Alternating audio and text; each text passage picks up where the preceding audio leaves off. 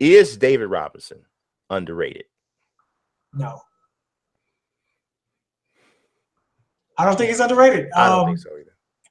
You and I watched a lot of basketball during the David Robinson era. I watched a lot of David Robinson.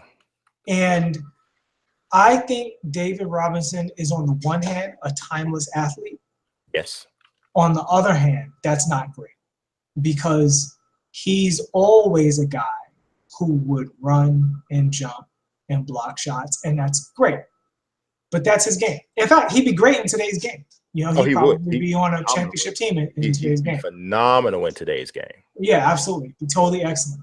But, when you talk about big men at the peak of their game, he's not a guy that you could just give the ball and get buckets from. So, and I think I don't know if I agree with that. Not to the level of Shaq and Hakeem and DeMarcus Cousins and like Ewing. I just don't think he has the post-up game that those guys have.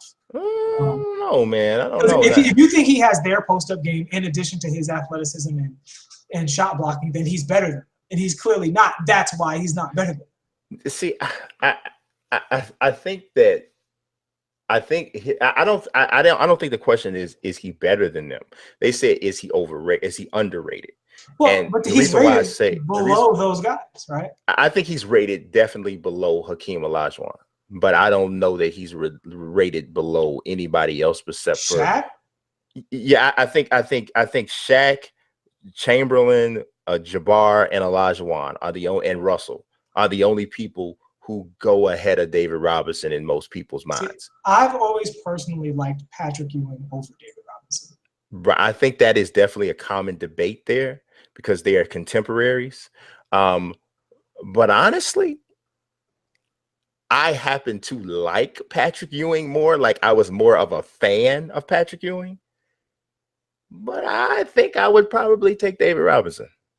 I would take Patrick Ewing in the post-up era over David Robinson. I would probably take David Robinson now over Patrick Ewing. But it depends because Patrick Ewing, this is a hypothetical discussion because Patrick Ewing adapted his game to what was required at that time. He came out as more of a defensive guy.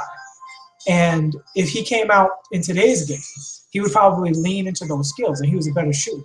So, and he might be better in today's game because he'd give you the defense and the shooting. Yeah, I definitely think that I hope that's Jesus calling. Let me get this because this is actually somebody left their phone here. Let me go get this real quick. Okay. I'm gonna carry this on by myself. So I'm gonna have a conversation with myself. So Brian, number one, why would you take David Robinson over Patrick Ewing? Well, Brian, number two, I would take David Robinson over Patrick Ewing because I think that David Robinson is an elite athlete. I think at his peak, he was a better shot blocker. He also, if you look back at his career, he led the league in scoring one year, 29.8 a game, had a little bit more range on the jump shot. If you actually pay attention, he actually, one year he shot like 34% or knocked down 34% of his threes. Of course, it wasn't shooting a ton of threes like he's Steph Curry, but he definitely had that. So I think that I liked David Robinson better. I mean, Patrick Ewing better than Dave because Dave always kind of had like this unapproachable kind of an era or aura to him, right?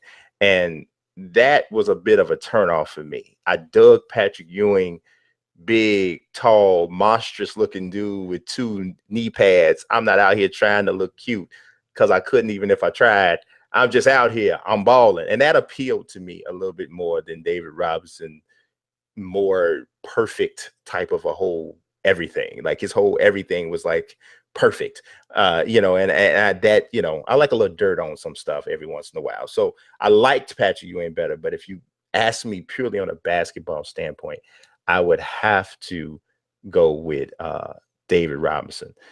That's just me. So I'm gonna start talking to people in the chat as well. So Nam just laughed. I don't know if he was laughing at me or for me or whatever.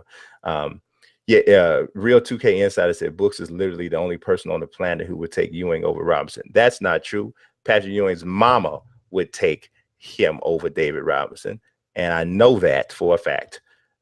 He said Robinson was Dwight Howard with post moves.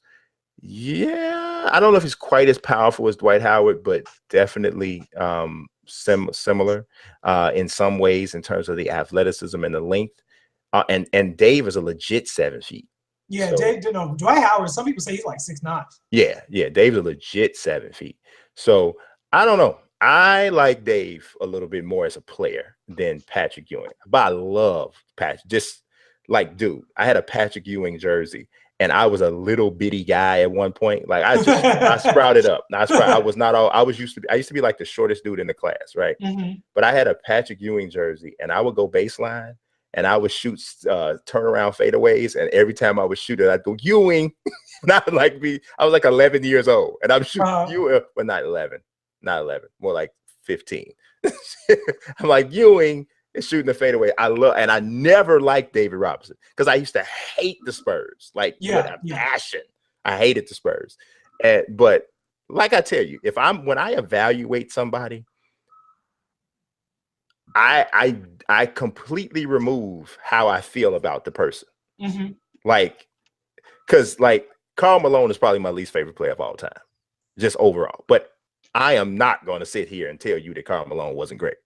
Mm-hmm. That's just insane. I'm not going to do that. So it just is what it is. Somebody's going to ask me, why is Karl Malone your least favorite player? Maybe we'll get into that at another time.